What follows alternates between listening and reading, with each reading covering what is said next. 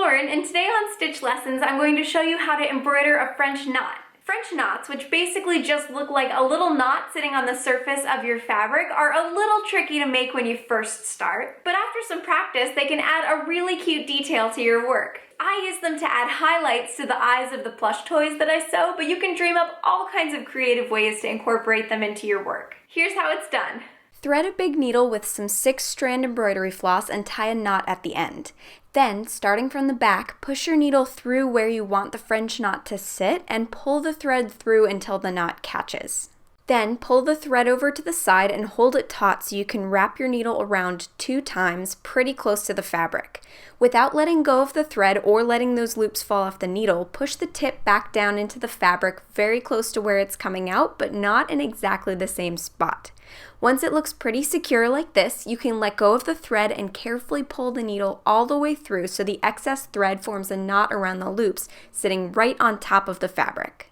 This is what it looks like after a lot of practice, but since mine didn't resemble this at all when I started, let's walk through that again. Push your needle up from the back where you want the knot to sit.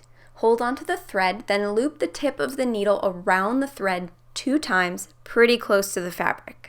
To turn the needle and push it back down into the fabric without losing my loops, I like to press my finger against the loops to kind of hold them on.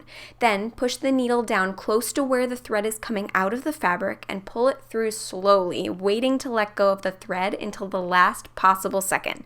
So the thread wraps around the loops and makes this nice little knot. The first few times I did this, it didn't make anything resembling what I'm showing you right now.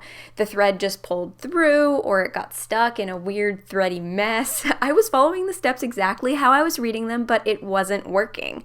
I kind of thought it was actually impossible, but I eventually figured it out with lots of practice. So for that reason, I'd say just set up some fabric you don't care about in an embroidery hoop and try this over and over until you get it right.